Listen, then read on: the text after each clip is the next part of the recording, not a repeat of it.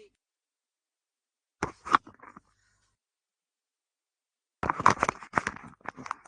आज 2-3 और नए दिख रहे हैं मुझे फेसेस।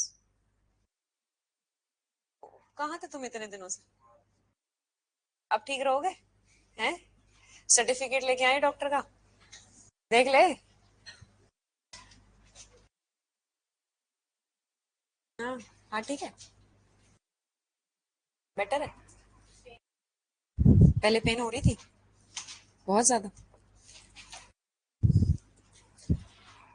कल जितना पढ़ा था वो समझ में आया? ठीक है जी।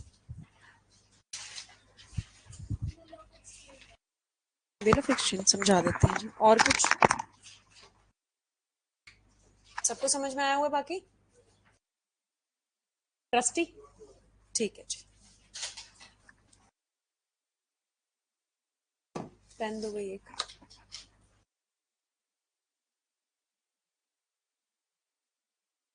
ऑनलाइन स्टूडेंट्स को भी है कोई प्रॉब्लम?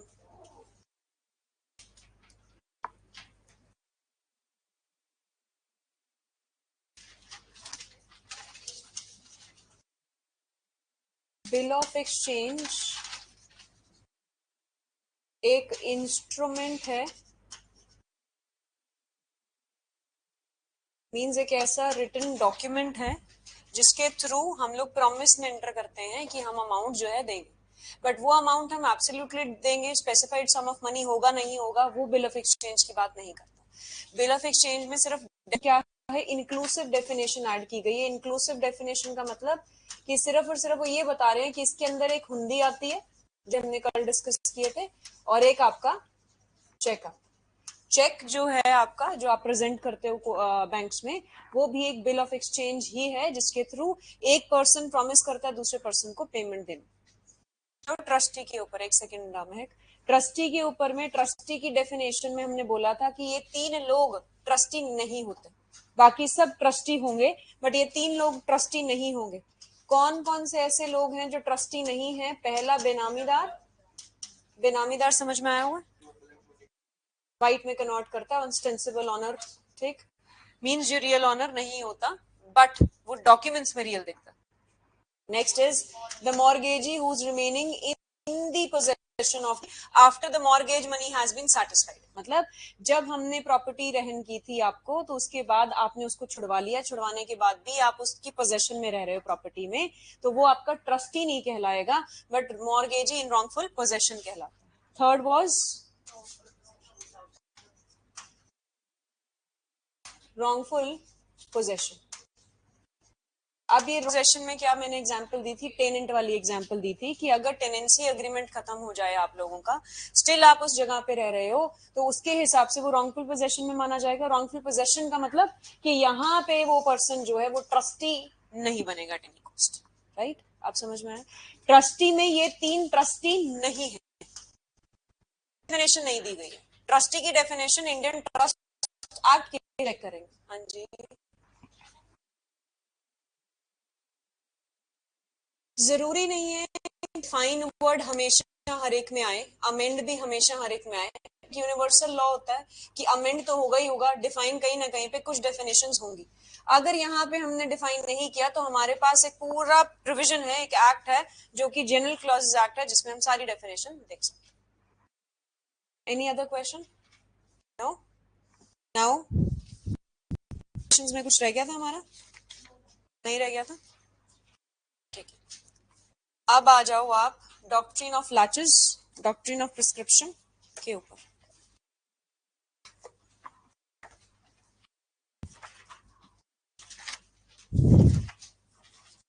पहले समझना है, फिर आगे डिस्कस करेंगे इसको।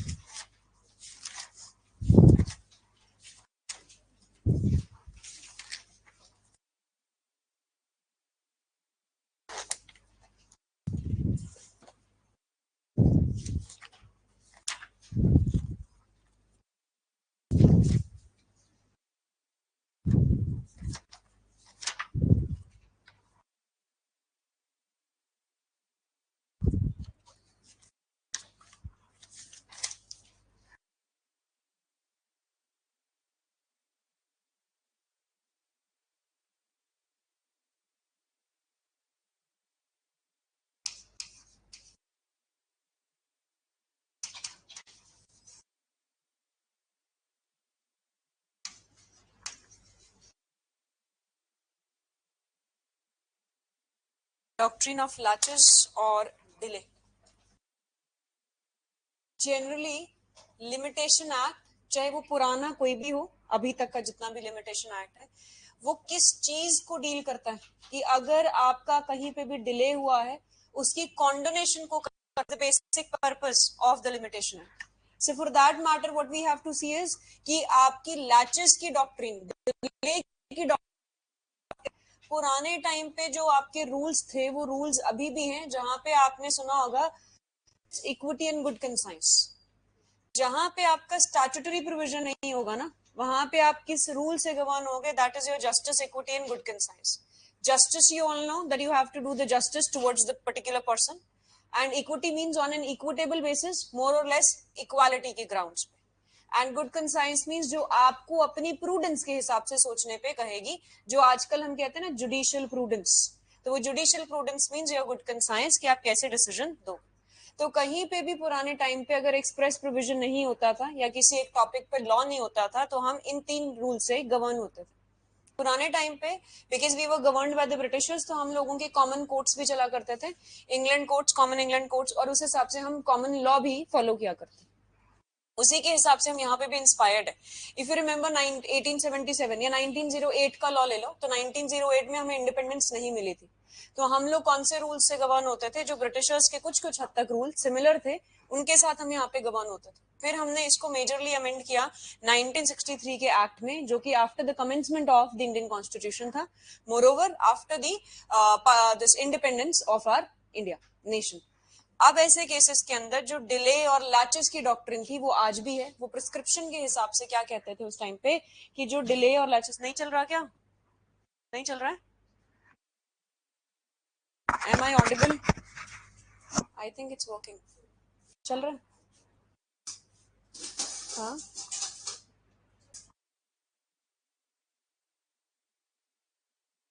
वाईफाई का नंबर कहाँ होता मनवीर?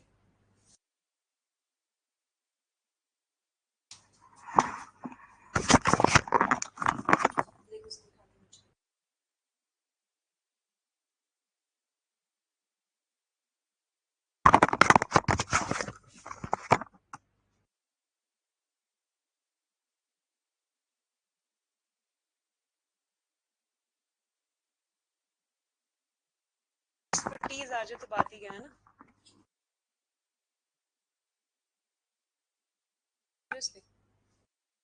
नहीं, तुम लोगों को है ना टेक्निकल एक्सपर्टीज, हमें तो नहीं है उतनी। हम तो रह गए सॉफ्ट कॉपी वाले हो। सॉफ्ट कॉपी भेज दो, हम इवैल्यूएट कर देंगे। हम कहेंगे नहीं, हमें हार्ड कॉपी दे दो, हम तब इवैल्यूएट करेंगे। ठीक है, तू खुश है आज? बताओ, फिर भी खुश है कह रहा है? अच्छा, तू ना डॉक्टर को दिखा ले, ठीक है? पेपर आ रहा है, और Gujarat notification is also out today itself. Gujarati के लिए I will send you the number of a teacher जो पढ़ाते हैं गुजराती के लिए, and JMIC is not difficult to crack, not difficult to crack. वो दे देंगे, कोई बात नहीं, वहां पे बहुत इजी है गुजराती, कौन सा डिफिकल्ट है? मजा मच्छर है। हाँ जी, क्या क्या जानना है आपको? मदद करो उनकी। Phone number? फोन नंबर नहीं, बिल के लिए चाहिए। बिल के लिए आईडी वाईडी होगी मंदिर। इनवॉइस होगी उनके पास।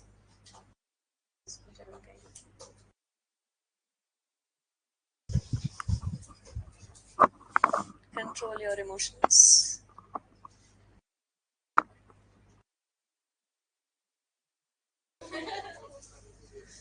इसमें एनर्जी कुछ नहीं है, एनर्जी ड्रेन होगी इसकी।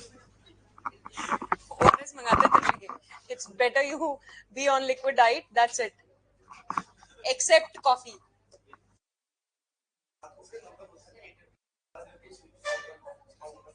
फिर किस, सॉरी,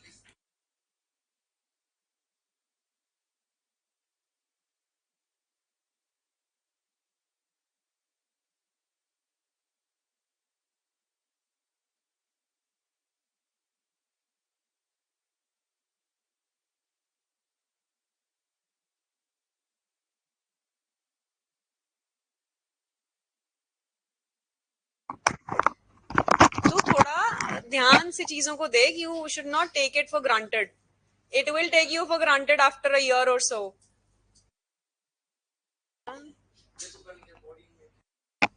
कैसे बैठेगा बता डाइस पे? You have to sit. Sorry, what did he से?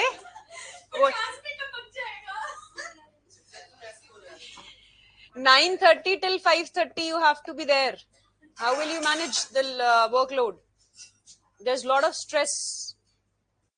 How will you pass the judgments?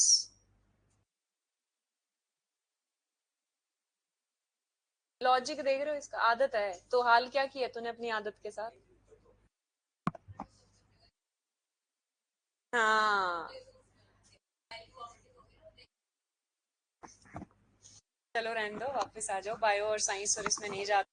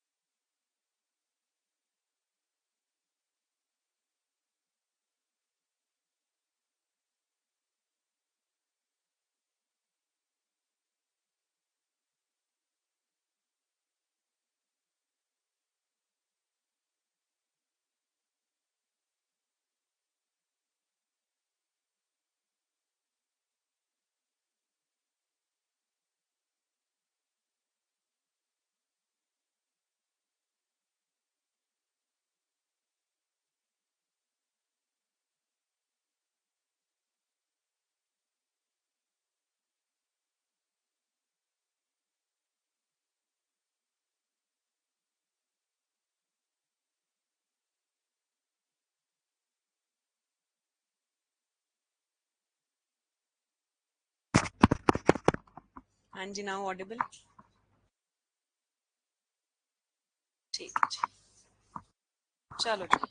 हाँ जी, we were discussing the doctrine of laches. ठीक है, लैचेस आज भी हम फॉलो करते हैं, बट हम डॉक्ट्रिन ऑफ लैचेस की जगह अब कॉन्डोनेशन की बात करते हैं. है सेम पर्पस कि जब डिले होगा तो डिले होने के बाद हम कॉन्डोनेशन में जाएंगे, सेक्शन 5 लिमिटेशन एक्ट में जाएंगे.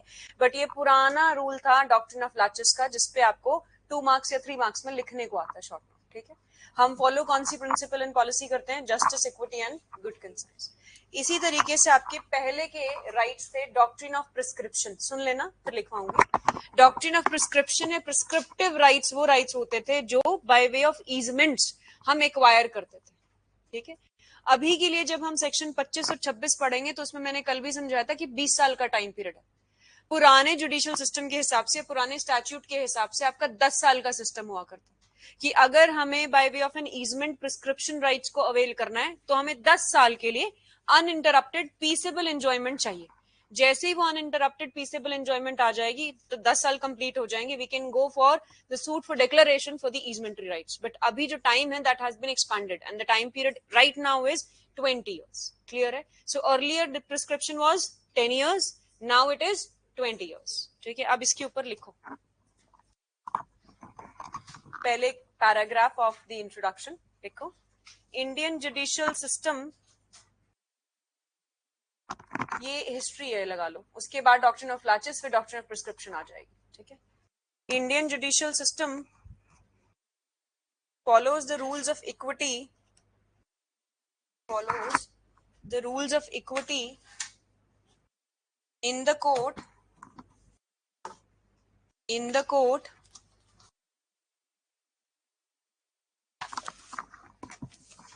and the doctrine of laches and the doctrine of laches is an equitable doctrine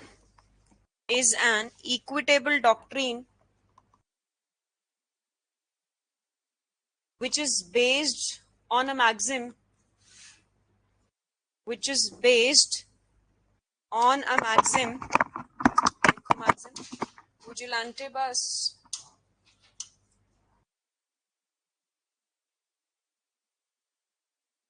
पूरा क्या होता है बोलो vigilantibus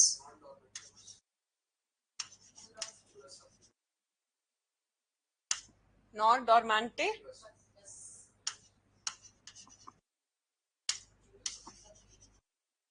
सॉरी क्या बोल रही थी तू मुझे सुना फिर गलत ठीक है लिखो इसको ये मैक्सिम तो लिखो इसके साथ नीचे चेंज कर लो जहां पे ज्यूरे लिखा है वहां पे लिखो एक्विटस ACUI सॉरी ACQUI जुरे के और करके नीचे ACQUITAS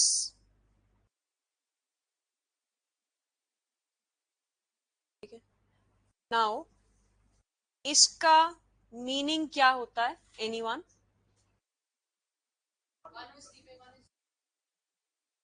Yes, the person who is vigilant, law favors the one, and the person who sleeps upon his own rights, law does not favor such person. So law किसको favor करता है? Who are vigilant, and law किसको favor नहीं करता? जो sleeping upon their own rights. The same rules है इसका लिखो, which means equity aids the vigilant. It means equity aids the vigilant, and not the ones who sleep over their rights. Next para. It refers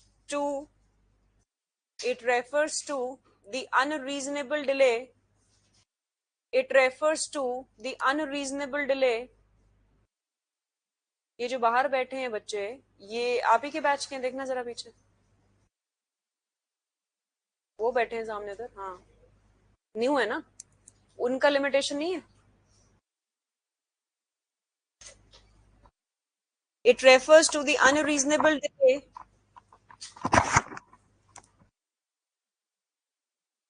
क्या हो गया वृत्ति Not audible? Am I audible now? Vritti, please check your connection then. It refers to the unreasonable delay in enforcing a claim that is a legal claim,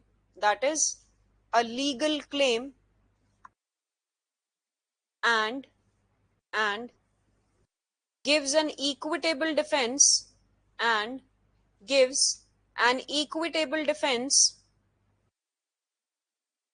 to the opposite party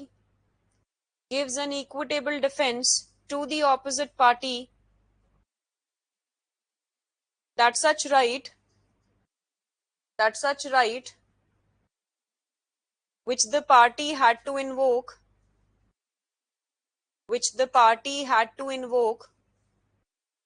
is no longer available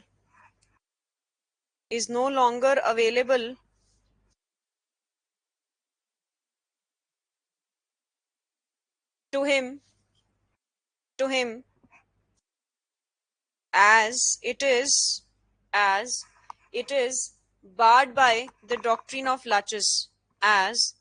it is barred by the doctrine of laches अब लिखो doctrine of limitation and laches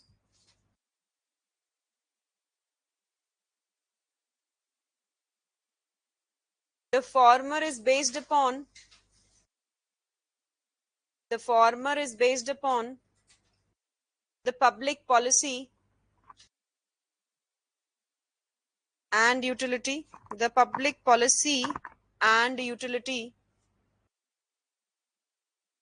while the latter is based upon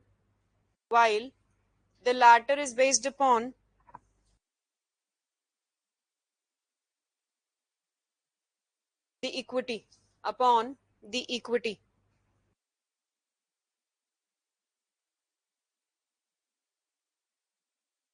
Latches and limitation, no doubts.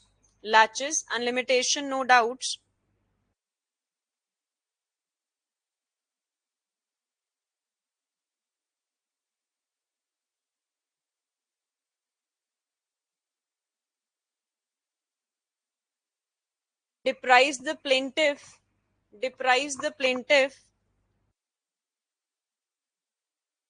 of seeking remedy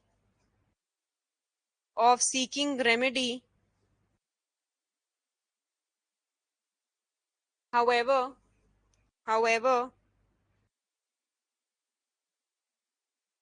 latches deprive him also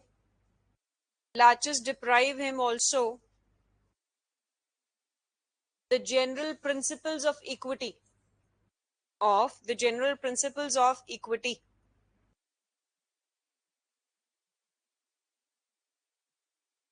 full stop.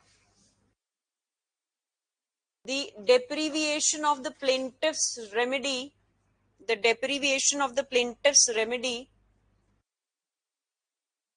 as per the doctrine of limitation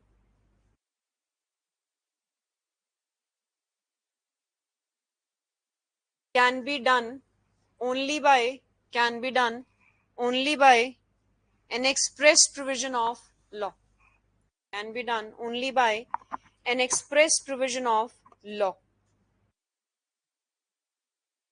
Next लिखो prescription rights or laws. Prescription rights or laws.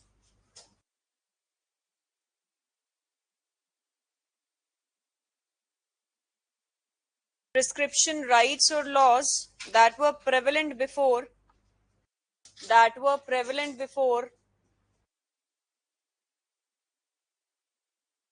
the commencement of the Indian Limitation Act,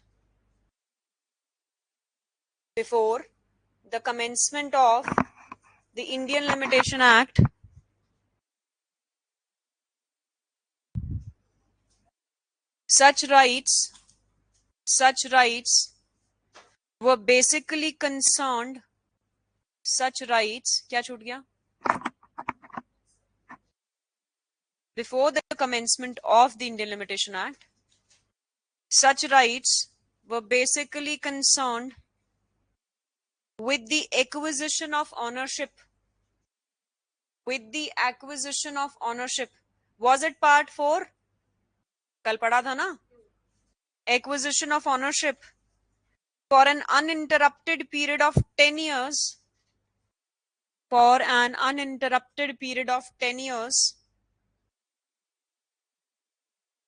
ownership for an uninterrupted period of 10 years, and after the expiration of 10 years,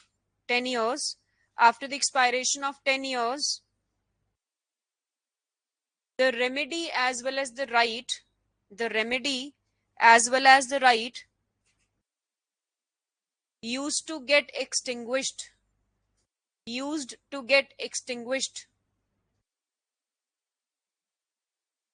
Full stop. कोशिश करिएगा अपने हर एक subject के notebooks को अलग रखिएगा. अगर इतना मोटा रजिस्टर लगाया है तो एक और माइनर लॉ इसके अंदर इनकलकेट हो सकता है, but otherwise try to keep each and every notebook of every subject separate, and only one pen should be used, that you will be using it for mains also. You can use gel pen, but that should be waterproof. You can use any ball pen because they are waterproof as such. So कोई भी जिससे आपकी speed बढ़ जाए, और एक ही रखिएगा ताकि बाद में आपको चेंज करने की जरूरत ना पड़े। अभी एक्सपेरिमेंट कर सकते हो, बाद में एक्सपेरिमेंट मत करना। These things were for new students, पुराने वालों को पता है ये चीज। नेक्स्ट आ जाओ, इसके आगे लिखो however after the introduction of the limitation law, however after the introduction of the limitation law, it expressly provided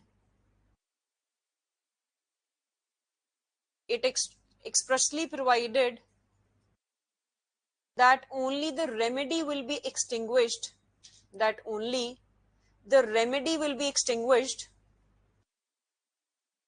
and not the right,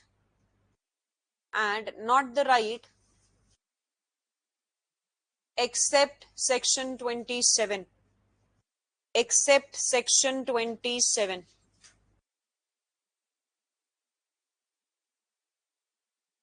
of the said act. Said act means the Limitation Act 1963. Next आ जाओ। इसके बाद आपने कल लिख लिया था that limitation act is a procedural law as it provides complementarity to CPC. लिखा था कल कि नहीं? ठीक है, आगे लिखो। Before 1859, that's a next paragraph, separately should be written. Before 1859, the law of limitation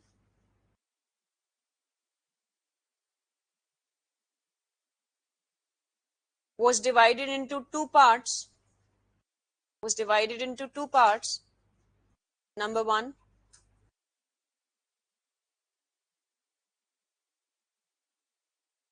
the law administered by royal charter in three presidency towns. Administered by royal charter in three presidency towns. What were they? Next, second, administered by regulation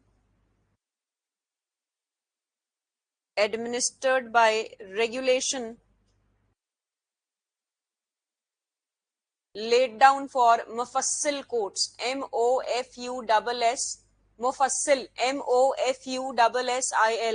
mufassil courts. क्या छूट गया? Laid down for mufassil courts. MOFUSSIL. These were the all civil courts that were prevalent in all the other countries and the provinces, I would say, except the three presidency towns. Next pointers में कर लेना ये सारी चीजें। ये पहला point था जिसमें दो रूल्स थे बिफोर 1859। सेकंड पॉइंट लिखो, there was a need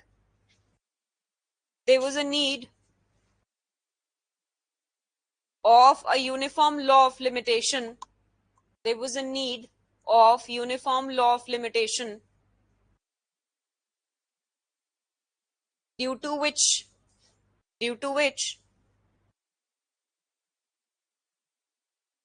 the Act of 1859, then in 1871, then in 1877, 1908, and finally 1963 Acts were introduced. Now it was introduced. 1963 Act was introduced. और ऊपर वाले सारे थे, मतलब starting from 1859, then 1871, 1877, 1908 and 1963. This is the fifth enactment of the law of limitation. ठीक है जी। और उससे पहले आपके डिवाइडेड थे कि प्रेसिडेंसी टाउन्स का अलग लिमिटेशन है और यहाँ का अलग लिमिटेशन रहेगा, बट एज सच यहाँ पे नहीं है। अब एक universal law of limitation applicable होता है सिविल लॉज में, that is the limitation act 1963। Third point, the reason of the limitation act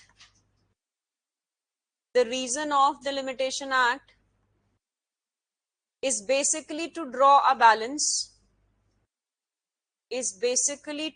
balance between the rights and liabilities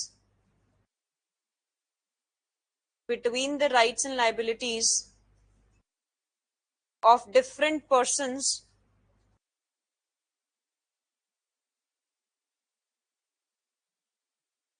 as rights and liabilities cannot be allowed as rights and liabilities cannot be allowed to remain alive or open forever or open forever. Next, long delay on the part of the parties long delay on the part of the parties will tend to prejudice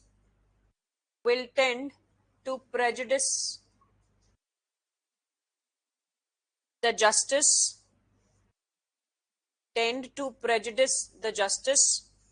or will protract protract means to delay, protract the justice.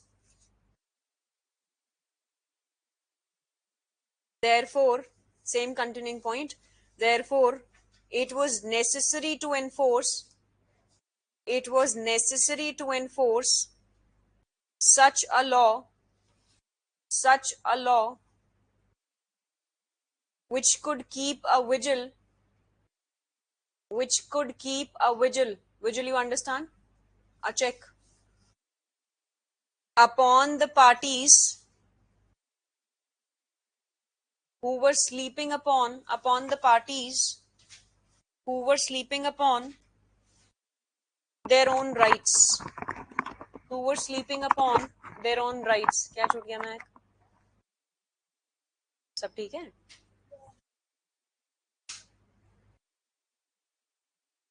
Next point, Limitation Act is exhaustive in nature. Limitation Act is exhaustive in nature. From which word you derive this exhaustiveness? Next point, Limitation Act being procedural in nature,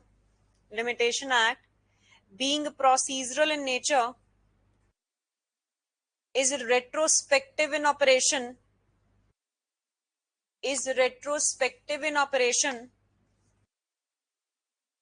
in reference, ये underline कर लेना, in reference to the proceedings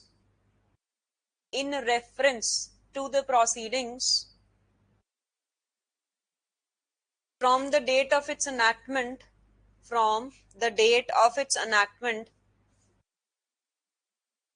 even though the cause of action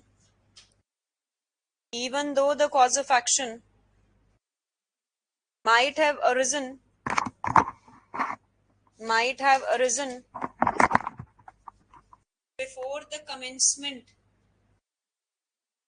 before the commencement of the act,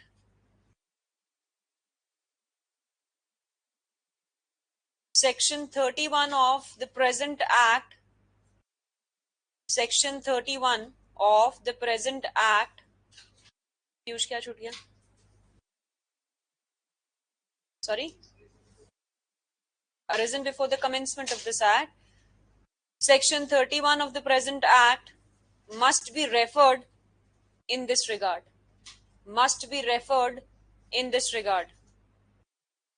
Next point, speed किस किस को ज्यादा लग रही है, ठीक है. Limitation Act does not apply to criminal proceedings.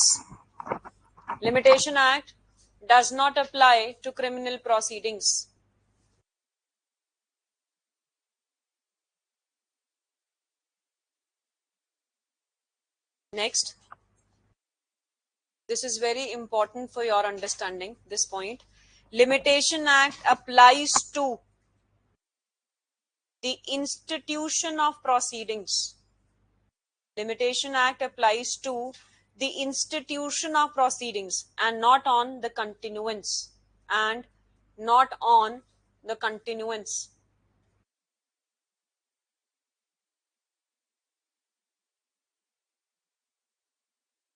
institution of proceeding and not on the continuance. Next, last point. Limitation Act applies to a proceeding in a court. Applies to a proceeding in a court and does not apply upon the proceedings before quasi-judicial authorities. Before quasi-judicial authorities.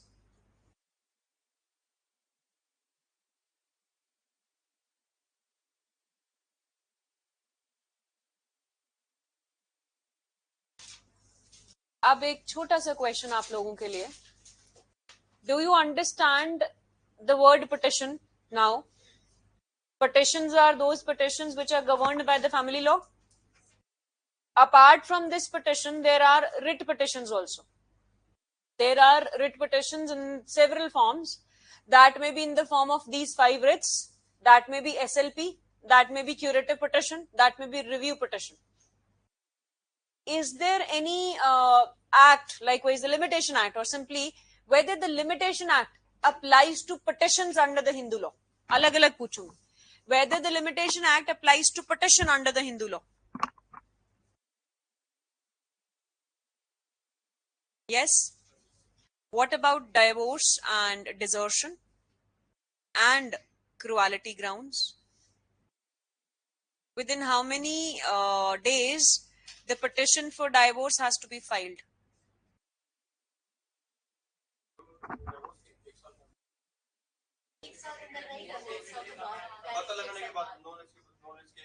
बच्चे वो cruelty अलग है. मैं कह रही हूँ तलाक का दावा आप कब डाल सकते हो शादी के बाद?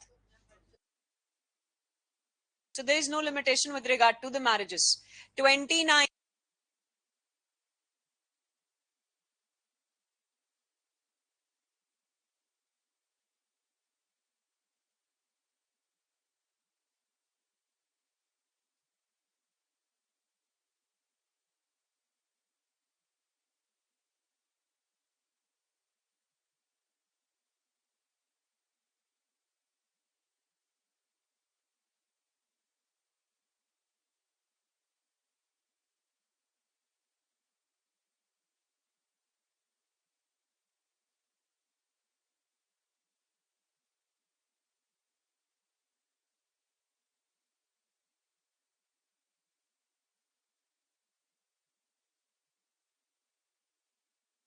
Audible?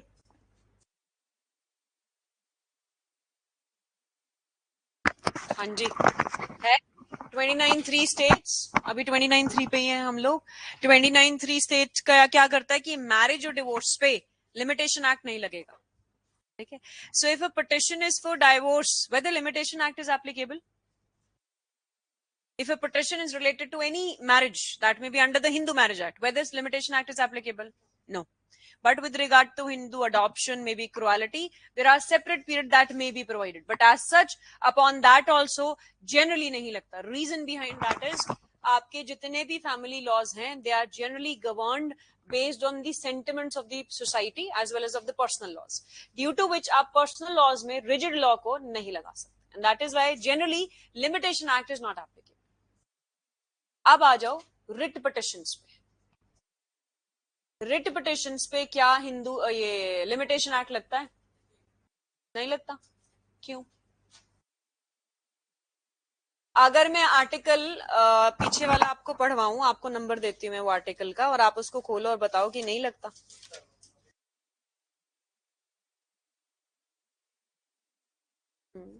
रिव्यू पिटिशन पे लगता है. 30 डेज का टाइम पीरियड नहीं होता बच्चे रिव्यू डालने के लिए? लगता है ना. Revision, criminal writ petition, civil writ petition, of course लगेगा. बच्चे हेबिस कॉर्पस के ऊपर टाइम पीरियड पे नहीं लगता. कुछ रिट पिटिशंस हैं, कुछ रिट पिटिशंस नहीं है. तो तेरा स्ट्रेट आंसर यस नो में से कैसे हो सकता है? तेरा 5 रिट्स नो. हेबिस कॉर्पस को हम अलग कर देते हैं, फिर तो हम मान सकते हैं कि हाँ जी रिट पिटिशन में टाइम पीरियड हो सकता है. But with regard to habeas corpus नहीं हो सकता. If you read article 133 here, पीछे के कॉलम्स देखो, निकालो 133 जो पीछे शेड्यूल है, लिखा है to the Supreme Court for special leave to appeal 60 and है टाइम पीरियड, ठीक है। बट इसके ऊपर भी बहुत सारी divisions. General rule is limitation act does not apply to writ petitions. General rule प्री में आता है, आपने लिखना है it does not apply to writ petitions, ठीक है। Nor does it apply to SLP except these cases, ठीक है। तो आप लिखो यहाँ पे केस का नाम श्रीमती राजमाता विजय राजे सिंधिया। कहाँ का है ये सिंधिया? ग्वालियर एमपी में। श्रीमती राजमाता विजय VIJAYE, ठीक है, विजय। आगे है इसका राजे सिंधिया की स्पेलिंग यस SCI, ठीक है। वर्सेस स्टेट ऑफ यूपी है यहाँ, not MP। That's 1986 supreme court. Shrimati Rajmata Vijay Raje Scindia versus state of UP 1986 supreme court. लिखो इसमें the Supreme court has held that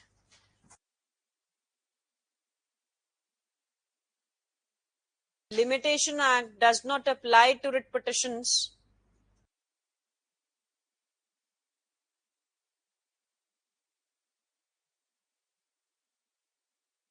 nor does it apply to other petitions as a general rule.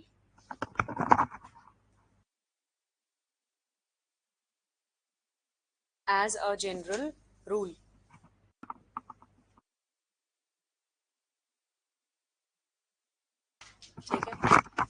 But जहां पे भी writ petitions पे question आए, straight forward no है। अगर SLP पे आए तो आप आर्टिकल 133 के रेफरेंस में पीटी में यस कर सकते हो। थोड़े से डाइसी ओपिनियंस होते हैं पीटी के लिए, तो इसीलिए समझा रही हूँ बार बार कि अगर मैं आर्टिकल 133 पढ़ूं और अगर वो आपसे रीजनिंग मांगते हैं ना, जैसे चैलेंज हो जाता है आपका MCQs और वो रीजनिंग मांगते हैं, तो आप आर्टिकल 133 की रीजनिंग दे सकते हो कि यहाँ पे टाइम पीरियड प्रोवाइडेड है, तो SLP पे लिमिटेशन एक्ट लगता है, but not to the writ petitions as a general rule, ठीक है। ब्रैकेट्स में कहीं पे अपनी लैंग्वेज में ये चीज लिख लेना, ताकि बाद में कह दो कि मैम आपने लिखवाया था सबके लिए ही नहीं लगता, तो हम तो नो कराए आंसर। रिट पिटिशंस पे स्ट्रेट फॉरवर्ड नो करके आना है पीटी में, लेकिन अगर वो SLP पूछते हैं तो यस नो, और अगर उन्होंने लिखा है यस अंडर सर्टेन सर्कमस्टांसेस तो आप वो मार्क करके आओ। क्लियर? नेक्स्ट आ जाओ आप।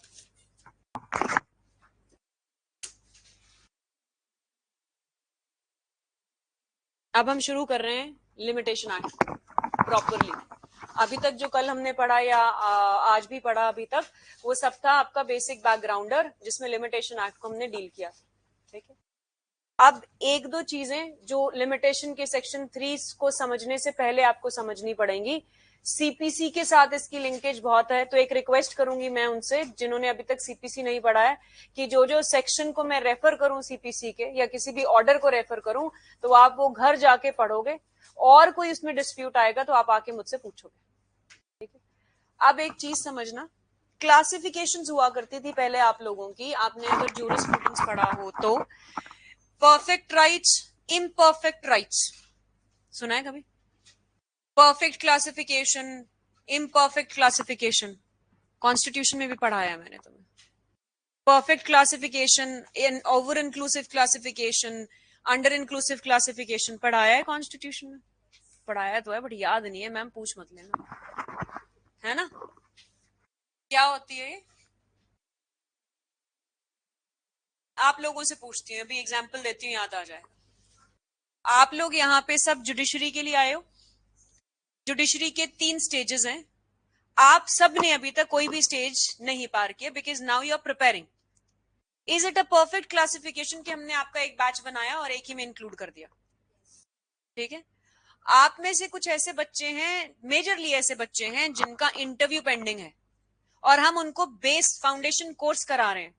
इज इट ओवर इंक्लूसिव और अंडर इंक्लूसिव? अंडर इंक्लूसिव है. क्यों? मैंने वर्ड यूज किया, मेजरली बच्चे इंटरव्यू वाले बैठे हैं. ओवर इंक्लूसिव है मतलब हमें फाउंडेशन कोर्स नहीं कराना उनको. हमें क्या कराना है इस टाइम पे कि उनको सिर्फ गाइडेंस देनी है कि आपने इंटरव्यू प्रिपेयर कैसे करना है. और सपोज करो यहाँ पे 40 स्टूडेंट्स हैं, हाइपोथेटिकल. 40 में से 30 स्टूडेंट्स इंटरव्यू के बैठे हैं, तो और मैं यहाँ पे लिमिटेशन बढ़ा रही हूँ, वो तो उन्होंने पढ़ लिया ना. उन्होंने सिर्फ इंटरव्यू के लिए क्वेश्चंस पूछने हैं या लेटेस्ट जजमेंट्स पढ़नी है. तो ये ऐसी क्लासिफिकेशन है जहां पे हमने ज्यादा एडिशनली चीजों को एड ऑन कर दिया जो कि जरूरत नहीं थी.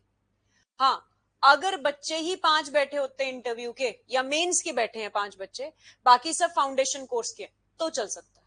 ठीक है, क्योंकि हम तीनों स्टेजेस में ये कहते हैं कि ये पीटी के लिए रेलेवेंट है, ये इंटरव्यू के लिए रेलेवेंट है, तब वो हो सकती थी. या एक और इजीएस्ट एग्जांपल लेते हैं कि आप लोगों में से अभी मेंस होना है सबका, तो मेंस के लिए कईयों का पीटी निकल चुका है, कईयों का पीटी भी नहीं निकला, और मेंस की हम गाइडेंस साथ के साथ दे रहे हैं. तब तो वो अंडर इंक्लूसिव है कि और कोई आएगा तो हम इस बैच में उसको इंक्लूड कर सकते हैं. Yes, so that is under inclusive. In the same way, there are certain perfect rights, there are imperfect rights. जो आपका लिमिटेशन एक्ट है वो परफेक्ट राइट्स में से इम्परफेक्ट राइट्स बनाता है अगर लिमिटेशन उसको बार करता है. A right which was very much perfect in you has now become an imperfect right, and the reason behind that is because the remedy is extinguished. आप समझो रेमेडी क्या होती है, कैसे लेते हो आप लोगों का इस क्लास में बैठने का हक है. You have a right to sit in the classroom. I have violated that right and I have sent you out from the class, means I have sent you out of the class. In that case, your right is violated. Yes or no? You can always file a suit against me, है ना? Within say 3 years. 3 years. That right to file a suit is intact. It is a perfect right for you people. लेकिन up till 3 years. After 3 years, your remedy to seek any kind of relief against me is barred by law. Why barred by law? क्योंकि 3 साल का time period था, 3 साल में नहीं डाला, अब आप नहीं डाल सकते. दैट मीन्स जो राइट परफेक्ट राइट था ना 3 साल के दौरान, वो अब इम्परफेक्ट राइट हो गया. इम्परफेक्ट राइट का मतलब यहाँ पे कि आपकी रेमेडी एक्सटिंग्विश होगी, आपका राइट एक्सटिंग्विश नहीं कर रहे. राइट का मतलब आप तब भी बैठ सकते हो क्लास में, आप डिवाइन के स्टूडेंट कहलाओगे, लेकिन आपका जो मेरे अगेंस्ट रेमेडी लेनी थी, चाहे तो वो रीइंस्टेटमेंट थी, चाहे वो कंपनसेशन थी, वो आपकी बार्ड हो गई. क्यों बार्ड हो गई? क्योंकि आपने रिलीफ जो है वो क्लेम नहीं करी. कितने टाइम के अंदर? अंदर 3 साल के अंदर. Now, when I'm using these two words, remedy and relief, CPC people knows that कि what is the difference between remedy and relief, but आप लोगों को शायद नहीं पता होगा. Do you think that is there any difference between remedy and relief, the new students? Is there any difference or they are interchangeable? Please feel free to answer. Don't worry, don't think कि आपको जज किया जाएगा. Yes or no? नहीं आता कोई बात नहीं, यहाँ पे सीखने ही आए हो, सिखाने थोड़ा ना आए हो. बताओ. हम्म. हम्म. ओके, ठीक है. Any other?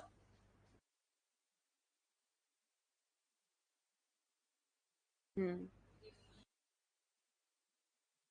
Okay. To a similar extent, you are right. Not in. Sorry, relief is? Okay. हाँ जी, any other? No? अच्छा, ये तो बता दो, रिलीफ और रेमेडी आपके हिसाब से सेम लगती थी आपको पहले, इंटरचेंजेबल वर्ड्स लगते हैं? नहीं, अलग अलग लगते हैं. डिफरेंस क्या है? Remedy is what is provided under the substantive law. 73 section is the best example of the Indian Contract Act. What do you seek? The remedy of compensation, right? The moment that remedy, ध्यान से सुनना, the moment that remedy is claimed and granted, it gets converted automatically into a relief. जो मैं मांगूंगी वो भी relief है, जो court मुझे देगा वो भी रिलीफ है, लेकिन मैं मांग क्या रही हूं? रेमेडी. तो जो मैं मांगती हूं वो रेमेडी है, लेकिन जब मैं मांग रही हूं वो रिलीफ बन जाएगी, जो कोर्ट मुझे ग्रांट करेगा वो भी रिलीफ है। So what ever is claimed, आप कभी भी प्लेन्ड देखना, ब्रीफ्स देखना वकीलों के, उसमें लिखा है तो द रिलीफ क्लेम्ड इज, कभी भी रेमेडी क्लेम्ड नहीं होता बच्चे। रेमेडी जो सब्सटेंटिव लॉ प्रोवाइड करता है, रिलीफ जो आप मांगते हो और कोर्ट आपको ग्रांट करता है। सो दैट इज वाई जब भी मैं ऐसे वर्ड्स यूज करूंगी, यहाँ पे मैंने बोला ना कि रेमेडी और रिलीफ, तो वो ऑटोमेटिकली फेज के साथ चेंज होते चले जाएंगे। तो क्या right, perfect right imperfect right में कैसे बना, पार हो गया। आपका राइट था, आपका रेमेडी मांगने का राइट था कि we should be reinstated in the class, आपको 3 साल के अंदर अंदर वो मांगना था, आपने नहीं मांगा, तो जो राइट परफेक्ट था वो इम्परफेक्ट बन गया। अब एक और simple example, you have been dispossessed from the property and you want to file a suit for the possession of the property, not ownership, the possession of the property। 12 साल के अंदर सूट डालना था, 12 साल के अंदर आपने सूट नहीं डाला। क्या आप 12 साल के बाद, फॉरगेट अबाउट द कॉन्डोनेशन अभी के लिए, आप 12 साल के बाद ये कह सकते हो दैट मैम के अगेंस्ट सूट डालना है for the possession of the property. The right to claim possession back from me was within the 12 years, which was a perfect right। अब 12 साल के बाद क्योंकि टाइम पीरियड खत्म हो गया तो वो इम्परफेक्ट बन गया। बट क्या आपका राइट एक्सटिंग्विश हो गया? क्या आप ऑनर नहीं रहे? ऑनर तो possession is 9 point of ownership, which means 10th point is ownership. 9 points तक ये माना जाता है कि जो पोजेशन में है वही ऑनर भी होगा, लेकिन 10वां पॉइंट एक बहुत इंपॉर्टेंट पॉइंट है जो ये आपको प्रूव करेगा कि आप ऑनर हो या नहीं हो। तो आपका राइट एज एन ऑनर खत्म नहीं होता, लेकिन आपका राइट टू क्लेम पोजेशन खत्म हो जाता है। So an right which is a perfect right for a period of 3 years, 12 years as the case may be, has now become an imperfect right because of the time period which has already been gone। Clear है यहाँ तक? So classification में क्या बनेगा? Limitation Act states a right which was a perfect right has now converted into an imperfect right। लेकिन extinguishment नहीं है right की, except section 27 जो मैंने लिखवाया अभी आपको। Section 27 is one such substantive provision under the Limitation Act which also extinguishes your right. आपका राइट भी खत्म करता है सेक्शन 27, लेकिन सेक्शन 27 लिमिटेशन एक्ट अकेला नहीं पढ़ा जाता, इसके साथ साथ लिखना चाहो तो लिख लो कहीं पे भी, section 5-6 SRA, article 64 and 65 of the limitation act पढ़ा जाएगा ही जाएगा at any cost. And what are the landmark cases for the same? You've done SRA, KC Alexander, Most Reverend KC Alexander versus Nair Service Society and another। Poona Ram का case है 2019 supreme court. 2 judgments are very important judgments for SRA। ठीक है, सो जब भी section 27 पढ़ेंगे, section 27 के साथ 5-6 SRA read with article 64-65 limitation act. Poona Ram 2019, इसके ऊपर बहुत अच्छे से सुप्रीम कोर्ट ने सेटल्ड पोजेशन को एक्सप्लेन किया। ये लिमिटेशन एक्ट का है, सिर्फ एक ही सेक्शन है 27 लिमिटेशन एक्ट जो कि एक सब्सटेंटिव लॉ है जो आपके राइट को खत्म करता है, लेकिन ये अकेला नहीं पढ़ा जाता, ये हमेशा 5-6 SRA एंड 64-65 लिमिटेशन एक्ट के आर्टिकल्स के साथ पढ़ा जाएगा। हाँ जी मैम,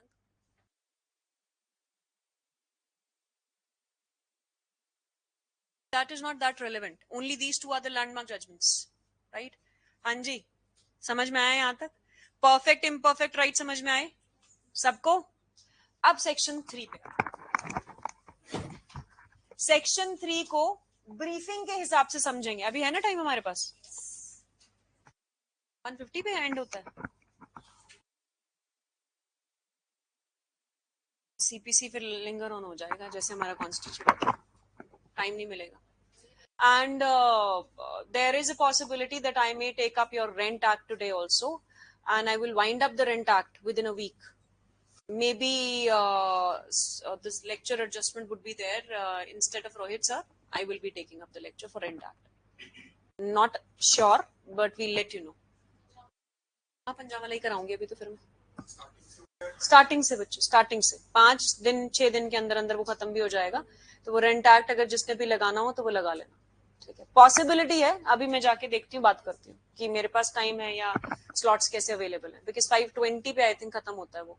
या आपका सर का लेक्चर कब होता है? 5:30 till 7 मेरे लिए भी मुश्किल है, पर लेट्स सी.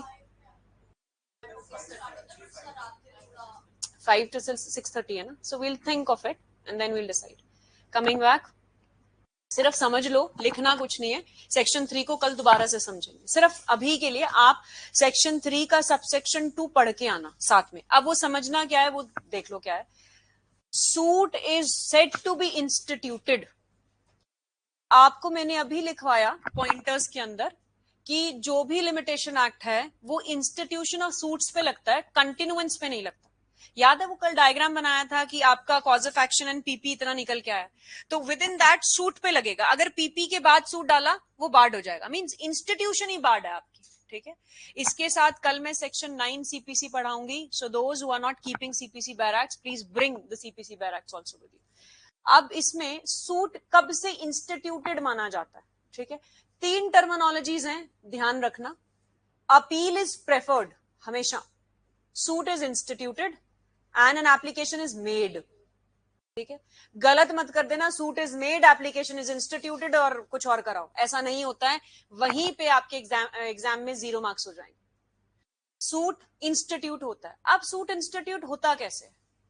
सेक्शन 26 सीपीसी का, ऑर्डर 4 सीपीसी का ये कहता है a suit is said to be instituted when it has been filed in 2 duplicates and there are as many copies of the plaintiff as there are defendants, and that is supported by an affidavit, and all these whole document has been tendered at the filing counter. Filing counter is known by several names as per the practical parlance, your registry office, सुविधा केंद्र, बहुत कुछ. तो जब आप एक officer को stamp लगवा के कोर्ट फीस सब कुछ देने के बाद पूरी ब्रीफ लेके प्लेंट की कॉपीज लेके डुप्लीकेट में जाते हो कोर्ट में सबमिट करने, तो आपने देखा होगा अगर प्रैक्टिकली किसने इंटर्नशिप की है या दिमाग लगा के देखा है वहां पे. जिन्होंने नहीं देखा समझ लो, इमेजिन कर लो. सपोज करो ये सारे कोर्ट्स हैं आपके. ठीक है. यहाँ पे ये वाला एरिया जो है काउंटर एरिया, ये रजिस्ट्री ऑफिस होता है या सुविधा केंद्र कह लो. जो भी वकील जब भी कोई केस आएगा वो कभी भी यहाँ के अप्रूवल के बिना केस आगे मार्क ही नहीं होता. आपके डीजे केसेस मार्क करते हैं. तो होता है कि आप यहाँ पे ले आए, स्टैंप एक्ट पे के हिसाब से, कोर्ट फीस एक्ट के हिसाब से सब कुछ लगा हुआ है. लगने के बाद आपने उनको दे दिया, वो चेक करेंगे. चेक करने के बाद उनके इमीडिएट बाहर एक नोटिस बोर्ड लगा होता है. नोटिस बोर्ड में as I said broad stages में डेट ऑफ अपीयरेंस डाल देते हैं. डेट ऑफ अपीयरेंस का मतलब है कि अगर आपने सुबह डाला है तो शाम तक पता चल जाएगा केस नंबर क्या है आपका, कौन से जज को मार्क हुआ. ठीक है. अगर आपने शाम को डाला है मींस दोपहर के बाद, तो अगले दिन सुबह तक पता चल जाएगा. इन बिटवीन आपके नंबर्स आजकल रजिस्टर्ड होते हैं. ठीक है. वकील के कोई ऑब्जेक्शन लग गई कि भाई ये प्रिंट आउट ऐसे चाहिए था, क्लियर नहीं है, या इसमें सिग्नेचर्स आपके चाहिए थे, आपने सिर्फ डिजिटल सिग्नेचर प्रीफिक्स किए, उसके अंदर वो ऑब्जेक्शन आपको मैसेज में आ जाती है कि जी ऑब्जेक्शन लगे, इसको करेक्ट कराओ. So this is what suit कब इंस्टीट्यूटेड माना जाता है. The moment you submitted to the filing counter. Filing counter में देते ही सूट इंस्टीट्यूटेड. वो अगर लास्ट डे पे भी है फर्क नहीं पड़ता, वो इंस्टीट्यूटेड है. चाहे अगले दिन आपका नंबर आया है, चाहे केस नंबर अगले दिन लगा है, तो आप ये नहीं कह सकते कि नहीं जी सूट बार्ड है मेरा, वो सूट वैलिड होगा. क्लियर है यहां तक? So suit in an ordinary manner. Now this is first thing. It is in an ordinary manner is deemed to have been instituted when it is presented to the proper officer of the court. And here the proper officer means the registry, the counter, right? Second, in case of a pauper means an indigent person. Forma pauperis. आपके orders 33 and 44. दोनों orders indigent person के regarding बात करते हैं. वो कहते हैं कि आज मैंने एक एप्लीकेशन डाली लास्ट डे पे, इसको मैं चार्ट्स के थ्रू कल भी समझाऊंगी. राइट. लास्ट डे था, पीपी लास्ट था आज मेरा. सपोज 18 फरवरी को 2025 को मेरा आज लास्ट डे. आज मैंने सूट नहीं डाला, मैंने क्या डाली, एक एप्लीकेशन डाली कि जी प्लीज मुझे अलाउ किया जाए, बिना कोर्ट फीस के मैं सूट डालना चाहती हूँ, मैं एक फॉर्मा पॉपुलरिस हूँ, मैं एक इंडिजेंट पर्सन हूँ, मेरे पास कोर्ट फीस के पैसे नहीं है. कोर्ट उस एप्लीकेशन को डिसाइड करने में 2 महीने लेता है. डिसाइड करने के बाद कोर्ट कहता है कि ठीक है जी आप वाकई में फॉर्मा पॉपुलरिस हो, हम अलाउ करते हैं. अब आप कहोगे कि मैम 2 महीने तो एप्लीकेशन सुनी, सूट तो इंस्टीट्यूट ही नहीं हुआ, वो 2 महीने का आपका टाइम पीरियड बार्ड नहीं. इसमें रिलेशन बैक की डॉक्ट्रिन आती है कि जिस दिन एप्लीकेशन डली थी और एप्लीकेशन अलाउड है, माइंड माई वर्ड्स, अलाउड है, वो बैक डेट पे रिलेट कर जाएगी. समझ में आया यहां तक? अभी यही करेंगे. पीछे लास्ट में समझ में आ रहा है? सबसे पीछे you were laughing on something. What was that? You can share with the class as well. From here, I can see each and every face, right? So if it was regarding something which we can also, हाँ, रोज करते थे, हाँ तो share कर सकते हो आप, इनको बता भी सकते हो कि कैसे कर सकते थे. In case you have some brief, show it to them also. Online भी करना पड़ता है. Yes. So this is how you can help your batchmates, right? तो आप उनको हेल्प कर दिया करो जिनको नहीं पता है कुछ भी. यहाँ तक समझ में आया? We'll stop here today. We'll start section 3 properly tomorrow.